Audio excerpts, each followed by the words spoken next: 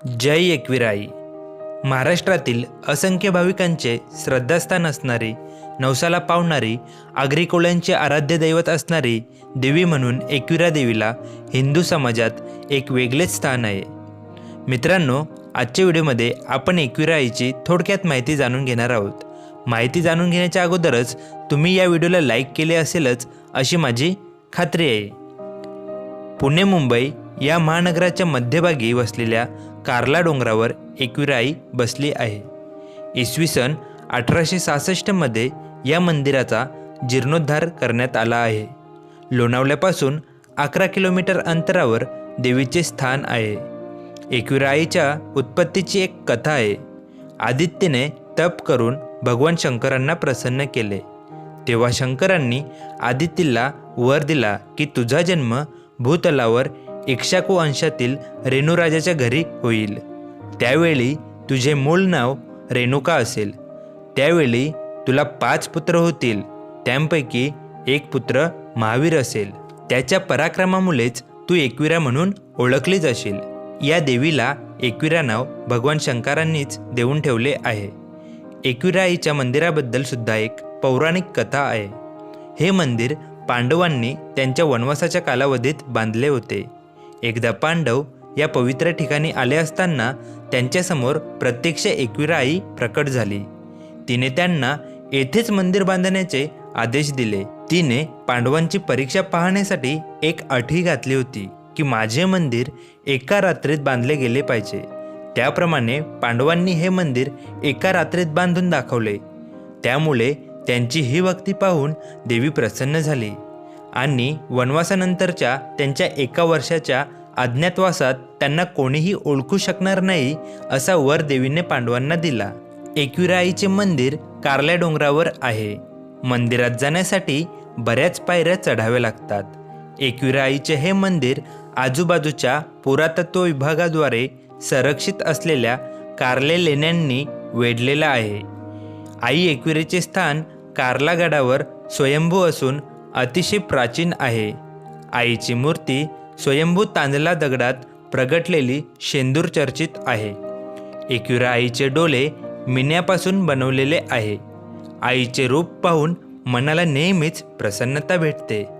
एकविरा देवी जलदेवता म्हणून प्रसिद्ध आहे. आईच्या डाव्या हाताला आईची नणंद जोगेश्वरी देवीची शेंदूर चर्चित मूर्ती आहे.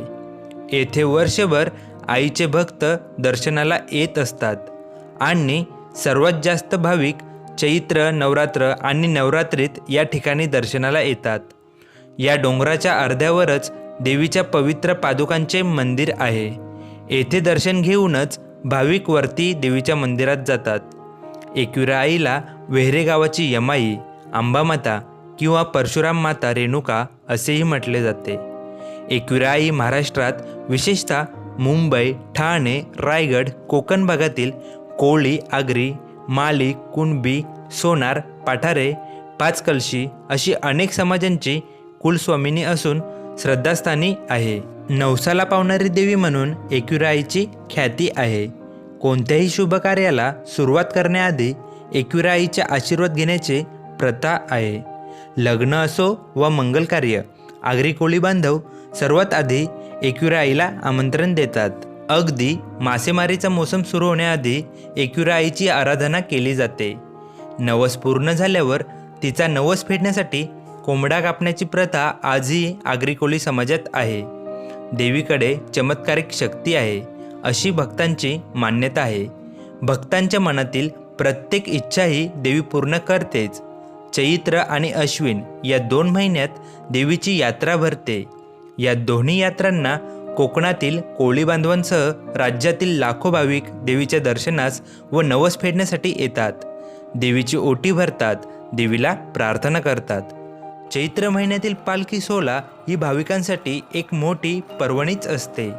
चैत्र शुद्ध षष्टीचं श्री एकविरा देवीचे माहेर मानले जाणाऱ्या देवघर येथून देवीचा भाऊ श्री काळभैरव देवाची पालखी एकविरेच्या गडावर येते. येथूनच खऱ्या अर्थाने यात्रेला सुरुवात होते. चैत्र शुद्ध सप्तमीचा दिवस हा यात्रेचा मुख्य दिवस असून या दिवशी देवीचा पालखी सोहळा या यात्रेतील प्रमुख सोहळा मानला जातो. देवीला अभिषेक करून तिची प्रतिष्ठापना करण्यात येते. चैत्र शुद्ध अष्टमीस यात्रेचा समारोप होतो. या काळात कारल्याचा डोंगर भक्तांनी गजबजून जातो. गडावर सर्वत्र गुलाल उधळला जातो. मंदिराला रोषणाई केली जाते. तसेच मंदिराला फुलांच्या माळांनी सजवले जाते. हजारो भाविकांच्या उपस्थितीत मोठ्या उत्साहात हा सोहळा पार पाडला जातो. आगरी कोळी बांधवांनी एकविरा आईवर भरपूर गाणी बनवली आहेत. यातून त्यांची देवीबद्दलची भक्ती दिसून येते. एकविरा देवीच्या यात्रेची सर्व व्यवस्था श्री एकविरा देवस्थान ट्रस्ट पाहतो. ट्रस्टच्या वतीने गडावर येणाऱ्या भाविकांसाठी अनेक सोयीसुविधा केल्या जातात. प्रत्येकाने एकदा तरी एकविरा आईच्या या स्थानाला आवर्जून भेट दिली पाहिजे. एकविरा आई तिच्या भक्तांना सर्व संकटांना सामोरे जाण्याचा बळ आवश्यक देते. एकविरा आईबद्दल ही माहिती तुम्हाला आवडली असेल तर इतरांना नक्की शेअर करा.